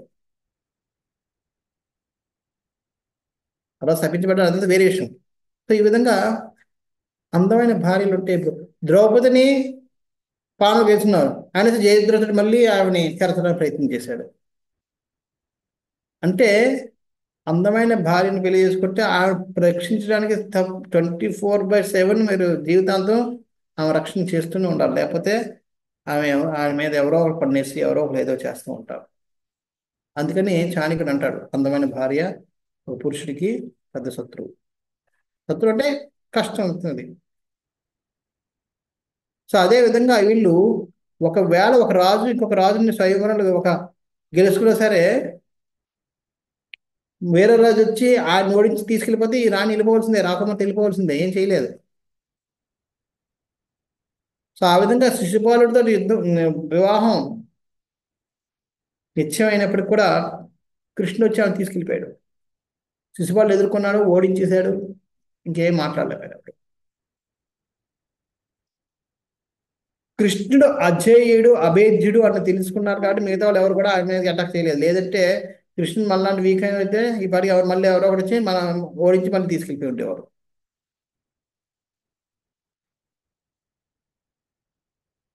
సో ఈ విధంగా వాళ్ళు పాతివ్రత్యులు ఉంటుండేవారు కాబట్టి వాళ్ళు కానీ అలా జరిగిన వాళ్ళు మరణించేవారు తప్ప వేరే ఒకసారి వివాహం జరిగి వేరే వాళ్ళని అంగీకరించేవారు కాదు కాబట్టి చాలా మంది అంత తొందరగా ఆ కార్యం చేసేవారు కాదు పూర్వం. ఎందుకంటే చేసినా ఆమె పతివ్రతగా ఉంటుంది కాబట్టి ఒక ఆ భర్త తప్ప వేరే భర్తను అంగీకరించదు కాబట్టి చేసినా సరే ఒకవేళ ఓడించేసిన ఆయన్ని ఈమె కూడా చనిపోద్ది. తనకి ఎలాగో పొందదు ఎందుకు అని చెప్పి కొంతమంది ఆగిపోతుండేవారు. అందుకే వివాహం అయిన తర్వాత మళ్ళీ ఎక్కువగా యుద్ధాలు జరుగుతుండేవి కావు. లేకపోతే ఈ స్త్రీలు ఇప్పుడున్న స్త్రీలు లాంటి వాళ్ళు అయితే ఇవాళ యుద్ధాలు జరుగుతూనే ఉండేది ఎప్పుడు కూడా రాజుల మధ్య స్త్రీల కోసం. వాళ్ళు పతివ్రతలు కాబట్టి యూనో వాళ్ళు ఒకసారి పెళ్లి అయిపోతే ఇష్టం లేకపోతే పెళ్లి అయిపోయింది కాబట్టి ఇంక అంతే, ఆయనే నా భర్త, వేరే వాళ్ళు ఎవరు ఇంకా ఇచ్చేసేవారు కాదు. కాబట్టి వేరే వాళ్ళు రాజులు ఎవరు వచ్చి వచ్చి వాళ్ళని గెలుచుకొని తీసుకెళ్ళిపోవాలని ప్రయత్నించినా ఏమవుద్ది, వాళ్ళు చనిపోతారు తప్ప వాళ్ళు పెళ్లి చేసుకోరు. అదే జరిగింది సీతాదేవి విషయంలో. రావణాసురుడు తీసుకెళ్ళిపోయాడు కానీ సీతాదేవి ఒప్పుకోలేదు. సీతాదేవి ఆయనకు పొందలేదు, రాముడు పొందలేదు. మధ్యలో కొన్ని రోజులు ఉన్నారు కానీ తర్వాత ఆయన తన ప్రాణం పోగొట్టుకున్నాడు. ఈ విధంగా ఈ పూర్వం ఇవన్నీ ఒక పద్ధతిలో జరుగుతూ ఉండేవి. అలాగే మిగతా కూడా వివరిస్తున్నారు ప్రభుపాదుల వారు రకరకాల. లాస్ట్ ఇప్పుడు కృష్ణుడి యొక్క భర్తగా కృష్ణుడి యొక్క గొప్పతనం ఏంటంది ఇక్కడ వివరిస్తున్నారు. లాస్ట్ అంటే హస్బెండ్ హుడ్ అంటాం ఇంగ్లీష్లో, తెలుగులో ఏమనాలి, భర్త పోషణ, భర్తగా పాత్ర ఎంత గొప్పదని చెప్పి ఇక్కడ ఈ శ్లోకంలో వివరిస్తున్నారు. ఏతాహ పరం స్త్రీత్వమపాస్త పేసలం నిరస్త శౌచం బత సాధు కుర్వతే యాసాం గృహత్ పుష్కర లోచన పతి నజాత్వ పైత్య పృథిబిర్హృది స్పృశం. ఆ స్త్రీలందరూ అబలలు అపవిత్రములైనను తమ జన్మలను ధన్యం కావించుకున్నవి.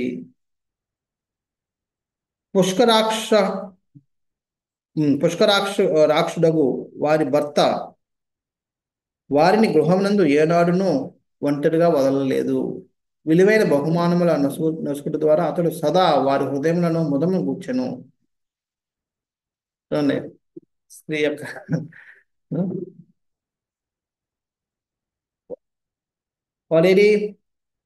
వాళ్ళందరూ అబలలు, అపవిత్రులు. యాక్చువల్గా బలం లేని వాళ్ళు. అబల అంటే బలం లేని నేను. బలం అంటే ఈ బలం అని కాదు, వెనకాలంలో ఎవరు లేని నేను. అపవిత్రులు ఎందుకని, పూర్వకాలం ఒక స్త్రీ పరాయి ఇంట్లో ఒక రోజు గడిపిందంటే ఆమె అపవిత్రాల కింద లెక్క. అలాంటి వీళ్ళందరూ భౌమాసురుడి చేత బంధింపబడి కొన్ని సంవత్సరాల పాటు ఖైదీలుగా ఉన్నారు. వీళ్ళందరూ అపవిత్రులు, అబలలు. ఎందుకని, తన వాళ్ళంటూ ఎవరు కూడా ఆయన రక్షించలేకపోయారు. తన వాళ్ళంటూ ఉండి కూడా ఆ బలం లేకుండా పోయింది వాళ్ళకి, ఆ దన్ను లేకుండా పోయింది, ఆ రక్షణ లేకుండా పోయింది వాళ్ళకి. అంతే వాళ్ళ అబలలు. అయినా సరే వాళ్ళు జీవితం ధన్యం చేసుకున్నారు. ఎందుకని, వాళ్ళు కృష్ణుని శరణాగతి పొందారు, కృష్ణుని శరణాగతి తీసుకున్నారు, కృష్ణుడికి వారి జీవితాలు అర్పించాలని నిర్ణయించుకున్నారు. మనం కూడా ఈ జీవితంలో మనం ఈ భౌతిక జగత్తులో అబలలు, అపవిత్రులు అంటే ఎలాగో మనకు తెలుసు, మనందరికీ తెలిసింది.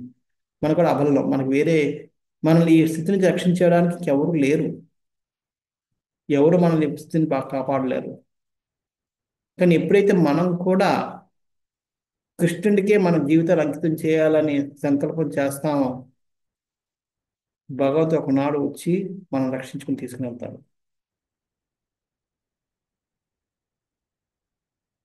వాళ్ళందరూ భగవంతుడికి అర్పణ చేసుకోవాలని సమర్పించుకోవాలని తమను తాము సమర్పించుకోవాలని నిర్ణయించుకున్నారు.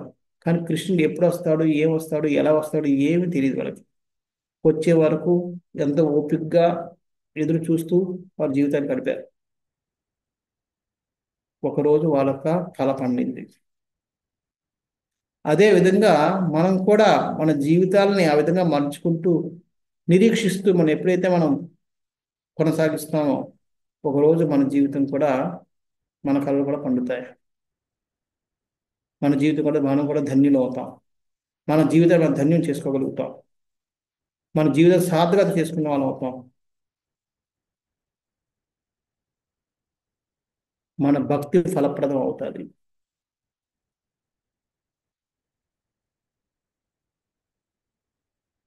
అయితే వాళ్ళు అక్కడ వాళ్ళ దైన్య స్థితిని వాళ్ళు సంపూర్ణంగా అంగీకరించడం లేదు. జీవితంలో ఇంకా ఏదో చూద్దామనే తపంలో ఉన్నాం కాబట్టి వారిలాగా సంపూర్ణ శరణాగతి మనం తీసుకోవడం లేదు. అది ప్రాబ్లం అక్కడ.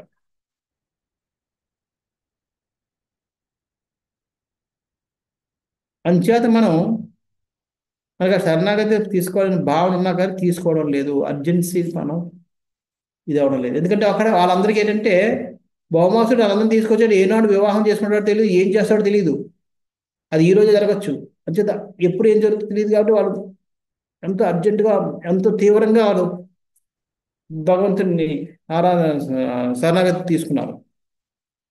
మన పరిస్థితి అదే. కానీ యాక్చువల్గా మనం నిజంగా దాన్ని మనకి మృత్యు అనే భౌమాసురుడు ఎప్పుడు ఏం చేస్తాడో తెలియదు, ఎప్పుడు వస్తాడో తెలియదు, ఏ విధంగా తీసుకెళ్తాడో తెలియదు, ఏం చేస్తాడో తెలియదు. వ్యాధి, జన్మ మృత్యు జర వ్యాధి ఏది వస్తుందో తెలియదు. మృత్యు వ్యాధి ఒక జర కూడా వచ్చేస్తూనే ఉంటుంది. ఈ మూడు మనం కబలిస్తున్నాయి. కానీ అయినా సరే మనం ఆ అర్జెన్సీని ఇంకా ఫీల్ అవ్వడం లేదు. అందుకని మనం ఇంకా శరణాగతి పూర్ణ స్థాయిలో మనం తీసుకోలేకపోతున్నాం. మనం అలా తీసుకుంటే భగవంతుడి యొక్క మనం కూడా ధన్యులు అవుతాం. అంతేకాకుండా వాళ్ళు ఏంటి, పుష్కరాక్షుడు అంటే పుష్కరం అంటే కొలను, పుష్కర అంటే ఇంకోటి కూడా ఉంది. పుష్కరం అంటే కమలం. పుష్కరం అంటే ఇది ఇది కూడా ఇది కొలను కూడా. కొలంలో ఉండేది ఇది కమలాలు కాబట్టి అక్షు అంటే నేత్రాలు. అంటే పుష్కరాక్షుడు అంటే పుష్కరాలు అంటే అక్షాలు అంటే నేత్రాలు ఉన్నవాళ్ళని. కమల నేత్రుడు అని అర్థం. ఆయన ఏనాడు కూడా వాళ్ళందరినీ ఒంటరిగా వదలలేదు. ఒక పాలన ఆయన సేవ మనం కాపాడే చాలా జీవితాలు చాలా వదలలేదు. వాళ్ళందరినీ ఎంతో చక్కగా చూస్తున్నాడు. ఏ విధంగా విలువైన బహుమతులు వసలడం ద్వారా, ఒంటరిగా వదలకుండా అన్ని రకాల సదుపాయాలు ఇవ్వడం ద్వారా వాళ్ళ హృదయానికి ఆనందాన్ని ఇస్తూ, ఆ బహుమతి కూడా ఏది పడితే అది కాదు, వాళ్ళకి ఏది నచ్చుతుందో సెలెక్ట్ చేసి మరి అదే తీసుకుని వచ్చేవాడు. అందరికీ ఒకే బహుమతి కాదు, ఎవరికి ఏది నచ్చుతుంది అది. సో ఆ విధంగా వాళ్ళ హృదయాలను తెలుసుకొని వాళ్ళ హృదయాలకు ఆనందం కలిగించేటట్టుగా బహుమతి ఇచ్చేవాడు. అది కృష్ణుడు అనుకుంటా. సో ప్రభుపాద భాషలో రాసినారు, శ్రీకృష్ణ భగవాను భక్తులందరూ పరిశుద్ధాత్మలే. భక్తులు అత్యంత శ్రద్ధతో భగవాను చరణకమలమును శరణొచ్చినంతనే అతడు వారిని కరుణించును. ఆ విధంగా వారు శీఘ్రమే సర్వ భౌతిక కల్మషం నుండి విముక్తులవుదురు. అంచేత ఎప్పుడైతే మనం శరణాగతి తీసుకుంటే మనం వెంటనే శీఘ్రం మనం ఈ భౌతిక కల్మషాల నుంచి విముక్తులు అవుతాం. ఆ శరణాగతి భావం మనలో లేనందున మనం దీన్ని చేయలేకపోతున్నాం.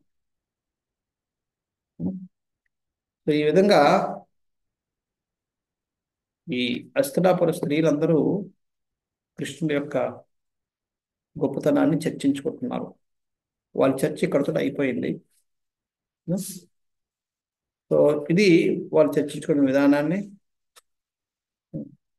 ఇలా రకరకాలుగా వాళ్ళు కృష్ణుడి యొక్క గొప్పతనాన్ని, కృష్ణుడికి సంబంధించిన వస్తువుల యొక్క గొప్పతనాన్ని, ఇవన్నింటినీ కూడా వాళ్ళు అభినందించుకుంటూ వాళ్ళు కృష్ణుడి యొక్క ఆలోచనలతో వాళ్ళ హృదయాలన్నీ నిండిపోయాయి. ఇది హస్తినాపుర స్త్రీలు కృష్ణుడిని రోజు చూసే భాగ్యం లేదు. అటువంటి వాళ్ళకి ఇంత భావన ఉంటే ఇంకా ద్వారకావాసులకి వీళ్ళందరికీ ఎంత భావం ఉంటుందని మనం అర్థం చేసుకోవచ్చు. చేత మనం ఎంత ప్రేమని మనం భగవద్గీత పెంచుకుంటామో అంత భగవంతుడికి మనం ప్రియులు అవుతూ ఉంటాం. ఈ విధంగా హస్తినాపుర వాసులందరూ భగవంతుని స్మరించుకుంటూ వాళ్ళు చర్చించుకున్నారు. హరే కృష్ణ. ఎవరికైనా ఏమైనా ప్రశ్నలు ఉన్నాయా మీరు చర్చించిన దాంట్లో?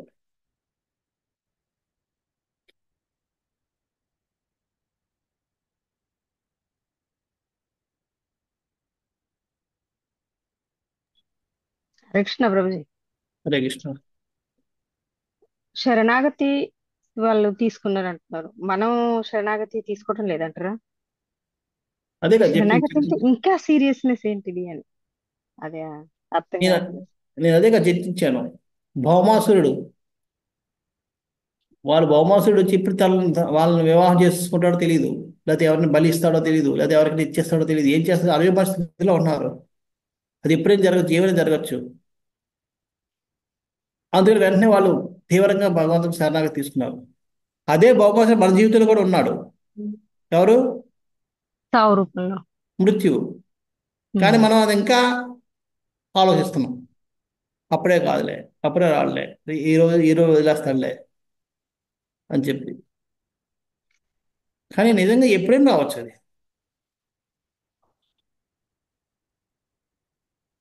తీసుకోవాలని భావన ఉంది, కానీ తీవ్రత లేదు, ఆ తొందరపాటుతనం లేదు.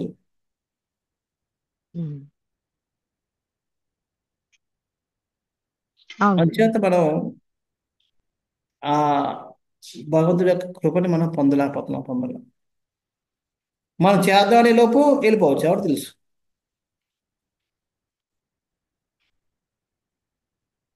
ఇక్కడ మొన్న రీసెంట్గా ఒకరు చనిపోయారు. వాళ్ళు దానికి వెళ్తే అక్కడ అందరూ అనుకుంటున్నారు జీవితంలో అన్ని సాధించాడు, పెళ్ళిళ్ళు చేశాడు, ఉద్యోగం చేశాడు, సంపాదించాడు, అన్ని చేశాడు, ఇప్పుడు ప్రశాంతంగా కూర్చుని భక్తి చేద్దామనే టైంలో ఈ రోగం వచ్చి చనిపోయాడు చెప్పారు నాకు. అంటే లాభం ఏంటి?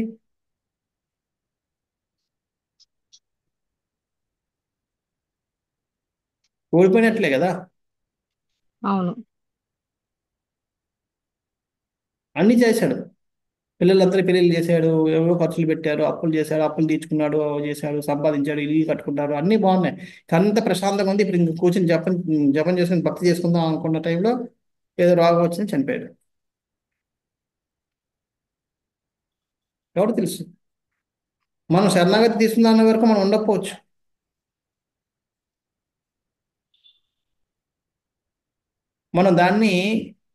మనం ఫీల్ అవడం లేదు, అది ప్రాబ్లం.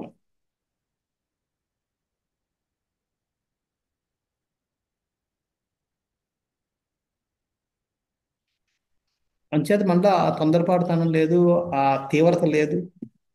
అందుకని జపం కూడా క్యాజువల్గా చేస్తుంటాం, ఏదో ఒకటి అవుతుంది అన్నట్టుగా చేస్తుంటాం.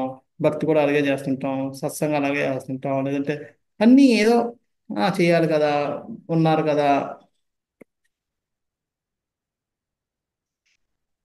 నిజంగా మనకి డేట్ ఇస్తే అలాగే ఉంటుందా? సాయంత్రం 6 గంటలకి మీ మృత్యు అంటే ఇప్పుడు 2 గంటలు ఏం చేస్తాం? బరాబర్ ఇంకా ఎన్ని పనులు చేస్తామంటే అన్ని పనులు చేస్తాం, ఇంకా అన్ని పట్టించుకోం. అదే మనకి అది ఎందుకు లేదు. మనకి 6 నిమిషాలు 6 సెకండ్లు కూడా టైం ఉందని మనకు తెలియదు, గ్యారంటీ లేదు. అయినా సరే ఇంకా ధీమాగా ఉన్నాం. ఈ భౌమాసురుడు ఎప్పుడొచ్చి ఏం చేస్తాడో తెలియదు.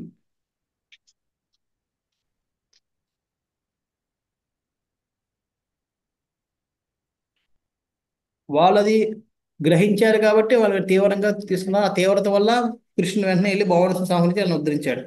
వాళ్ళకి ఏదో అయ్యే లోపు ఆయన సంహరించాడు. అలాగే మనం కూడా తీసుకుంటే మనకి ఏదో అయ్యే లోపు మన భగవంతుడు కూడా మనం కరుణిస్తాడు.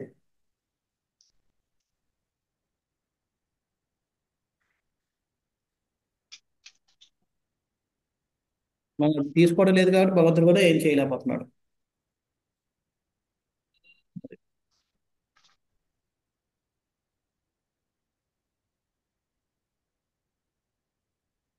ఓకే మాతాజీ? ఓకే బాబు. సరే. హరే కృష్ణ ప్రభు. అంటే వాళ్ళకు ప్రాక్టికల్ గా అక్కడ ఆపద అనేది వాళ్ళకు ఉన్నది కాబట్టి వాళ్ళు అంత సీరియస్ గా అనేది తీసుకోగలిగారు.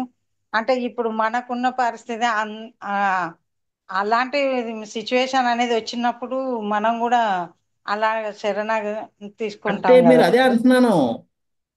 మృత్యు అంటే అనేది మనకు ఉంది. మృత్యు ఎప్పుడు వస్తుంది చెప్పగలరా? లేదు కానీ ఇప్పుడు మనం మరి మంచిగా అరే మనం ఏంటంటే ఇంకా అదే అనుకుంటున్నాం. మృత్యు అంటే నాకు ఒంట్లో బాగోదు, డాక్టర్కి వెళ్తాను, డాక్టర్ సీరియస్ అంటాడు, హాస్పిటల్లో జాయిన్ అవుతాను, ఐసీయూలోకి వెళ్తాను, అప్పుడు నాకు మృత్యు వస్తుంది అనుకుంటున్నాం. అదేం లేదు. ఆ, ఎప్పుడైనా రావచ్చు కానీ మరి అది ఒక మరి రావచ్చు అన్నప్పుడు మీకు ఆపద ఆల్రెడీ ఉంది కదా, ఇంకేం ఆపద కావాలి? మీరు చెప్పిండ్రు ఏంటంటే మనము ఇప్పుడే ఉంది ఈ నిమిషాల్లోనే ఉంది అనే భావంతో మనం ఉండాలి అలర్ట్ గా అన్నట్టు చెప్తున్నారు. అది కరెక్టే. కాకపోతే అలా మనలో లేదు, రావాలంటే అదే చెప్తుందా, లేదు కాబట్టే మనకి భగవంతుని కృప దొరకడం లేదు. లేకపోతే ఈ పాటికి మనకు భగవంతుని కృప దొరికేసి ఉండేది మనకి. అవును కదా. నిజంగా ఈ రోజు టాపిక్స్ 2-3 పాయింట్స్ బాగున్నాయి. టాపిక్ బాగా చెప్పారు ప్రభు. పడుకుంటప్పుడు మనము అన్నిటినీ బంద్ పెట్టేసి నిద్రకు ఉపక్రమించడానికి ఏ ఆటంకం లేకుండా పడుకుంటాం, కానీ జపం చేసేటప్పుడు అన్ని తెరిచి అన్ని ఓపెన్ చేసి జపం చేసుకుంటాం. అది కరెక్టే. దానికి కూడా అలాగనే ప్రయత్నం చేయాలి. అంటే మనం సీరియస్నెస్ అనేది తెచ్చుకోవాలి అనేది టాపిక్ బాగా చెప్పారు. మంచిగా శరణాగతి అనేది కూడా ఏ విధంగా తీసుకోవాలనేది కూడా చెప్పారు. బాగున్నది ఈ రోజు క్లాస్ ప్రభు. హరే కృష్ణ. కానీ ఆ సీరియస్నెస్ రావడానికే ఎలా వస్తుందో ఏమో, అది కూడా భగవంతుడు కొంచెం మన కృప ఇస్తేనే వస్తుందేమో కదా ప్రభు. ఇస్తాడు, కానీ కృప ఇవ్వాలంటే కృప అడగాలి కదా. అడుగుతున్నాంలే కానీ అందాక చూడండి చేరుకుంటలేదు. చూడండి, అందుకని చూడండి, మనం ఎంత అడుగుతున్నామో అంతే ఇస్తున్నాడు. మన తీవ్రత ఇంతవరకే కాబట్టి కొద్ది వినే వరకే మనకి ఇస్తున్నాడు. మన తీవ్రత ఇంకొద్ది పెరిగితే చేసే స్థాయికి వస్తాం. అది రైటే, కానీ అంతకుముందు ఉన్న కర్మల ప్రభావం కూడా ఉంటది కదా ప్రభు. దబ్బున అంత శరణగతి కోరుకునే దానికి కూడా మనకు అడ్డం అనేది. చూడండి, కర్మలు ఎలాగో ఉంటాయి, కానీ మనం ప్రయత్నం అనేది తీవ్రత జరగాలి. ఎంత కర్మ ఉంటే అంత తక్కువ ప్రయత్నంతో అంత పెద్ద కృపను పొందుతాం. చూడండి, ఇప్పుడు అంత బాగున్నాడు, వాడేమో 10 మూటలు ఎత్తాడు అనుకోండి, ఇప్పుడే ఐసీయూ నుంచి బయటకు వచ్చాడు, వాడు ఒక గిన్నె ఎత్తినా సరే, చూడండి, ఇంత ఒంట్లో బాగోకపోయినా సరే వచ్చి సేవ చేశాడు అన్ని చెప్పుకుంటాం. ఈయన చెప్పుకోం, ఈయన మూటలు ఎత్తినా సరే. ఆయన ఎత్తిన చిన్న గిన్నె. అవును. ఎందుకని? ఆయన పరిస్థితి చాలా కష్టం. అంటే మనం ఎన్ని కష్టాల్లో ఉన్నామో అప్పుడు ఎంత చిన్న చేసినా అది పెద్ద, దాని విలువ ఇంత పెద్దది ఉంటుంది. అందుకే రాముడికి ఉడత భక్తి సాయం అంటారు కదా ప్రభు. అంచేత అదే విధంగా మనం ఎంత కర్మ ఉందో అంత కర్మస్థితిలో కూడా మనం చిన్న ప్రయత్నం చేసినా సరే అది ఎంతో. అందుకనే భగవద్గీత స్వల్పం అప్పేస్తే ధర్మ, స్వల్పమే చేయండి, ఎక్కువ పెద్దది చేయొద్దు. ఎందుకంటే మనకు తెలుసు, భగవద్గీత తెలుసు మన బద్ధ జీవులు, మన కర్మ బంధాలు ఉన్నాయి, ఈ మాయతో బంధించబడ్డాం. కనీసం కృష్ణ అంశాన్ని అన్న మనం భగవద్గీత కోపిస్తాడు. అది కూడా మనం క్యాజువల్గా అంటున్నాం, ప్రాబ్లం అది.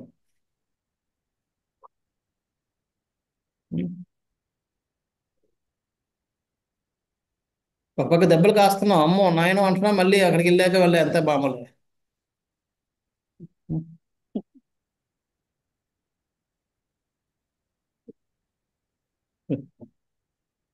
భర్త కొడుతున్నాను అనుకోండి, ఏం చేద్దాం, వచ్చి ఎందుకు ఈ బతుకు, ఏదో బతుకుతున్నాను ఏది అది అంటాం, మళ్ళీ ఆయన బతుకు ఆపడగానే మళ్ళీ మామూలే.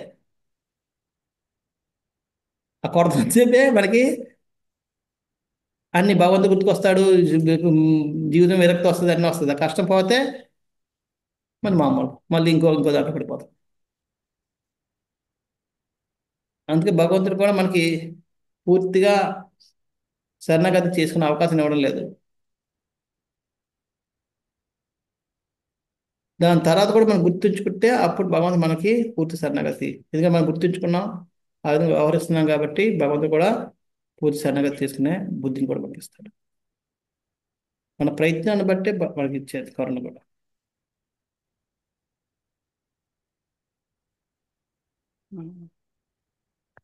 ఓకే ప్రభు, సీరియస్నెస్ తెచ్చుకోవాలని ఉమ్. చెప్తుంది. ఓకే, థ్యాంక్ యూ ప్రభు. ఎవరికైనా ప్రశ్న ఉందా?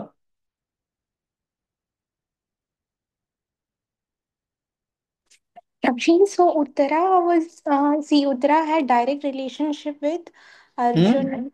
Uttara had direct relationship. See, it is told that a woman must be protected either by a father or a husband or a son. Um. But Uttara also had someone to protect her. She didn't have the husband, but she had the father-in-law who was none other than similar to his father, right? But still, she didn't take the protection of them, but she seeked for protection from Krishna. So the way you surrender and you take, Krishna will protect you and accept. See, ఉత్తర ఉత్తర పరిస్థితి ఏంటంటే, ఉత్తరకి అందరూ ఉన్నా సరే ఆమెకు తెలుసు వీళ్ళెవరు కూడా రక్షించే స్థితిలో లేరని. అందుకని పరమరక్షకుడు, రక్షకుల్లో ఉత్తముడైన కృష్ణుని ఆమె శరణాగతి తీసుకుంది.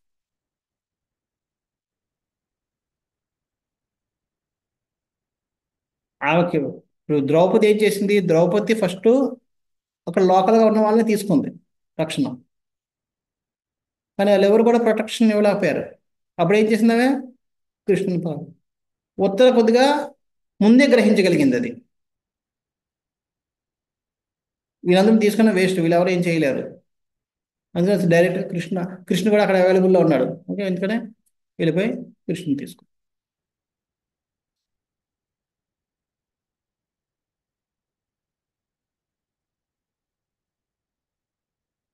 అంచేత మనం గ్రహించగలిగితే పర్వాలేదు, గ్రహించలేకపోతే బెటర్ కృష్ణునికి శరణాగతి తీసుకోవడం బెటర్.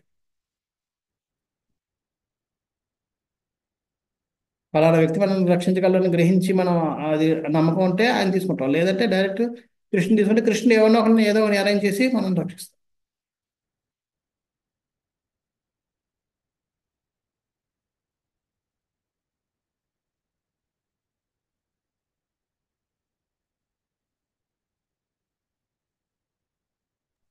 హరే కృష్ణ ప్రభుజీ, విదర్భ అంటే ఇప్పుడు ఏ రాజ్యం ప్రభుజీ? ఆ? విదర్భ అంటే ఇప్పుడు ఇది నాగపూర్ ఏరియా. నాగపూర్, బీహార్ కాదు, నాగపూర్ ఏరియానా? నాగపూర్ ఏరియా విదర్భ ఇదంట. అందుకనే వాళ్ళు అక్కడ నాగపూర్ వాళ్ళందరూ కూడా మాకు విదర్భ రాష్ట్రం కావాలని చెప్పి వాళ్ళు అక్కడ గొడవలు చేస్తున్నారు వాళ్ళు కూడా. ఆహా. ఈ భౌమాసురుడు ఏ రాజ్యం ప్రభుజీ? భౌమాసురుడు ఏ రాజ్యం?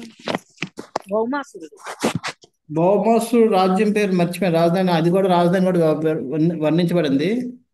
అది కూడా ఉంది, అది ఎక్కడన్నా నాకు గుర్తు తెలియదు, కానీ మొత్తం అది కూడా రాజ్యం ఉంది. ఓకే ప్రభుజీ. అది అంటే బీహార్ ఆ సైడ్ లో ఉన్నాయి అట్లా.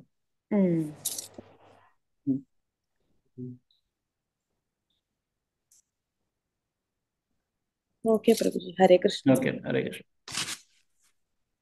ఓకే, ఇక్కడ మనం ఆపుదాం. శ్రీల ప్రభుపాదకి జయ. గ్రంథరాజ్ శ్రీమద్ భాగవతం కి జయ. వాంఛా కల్పతరుభ్యశ్చ కృపా సింధుభ్య ఏవ చ పతితానాం పావనేభ్యో వైష్ణవేభ్యో నమో నమః. అనంతకోటి వైష్ణవృందకి జయ. హరే కృష్ణ ప్రభుజీ, ధన్యవాదాలు. హరే కృష్ణ ప్రభుజీ, ధన్యవాదాలు.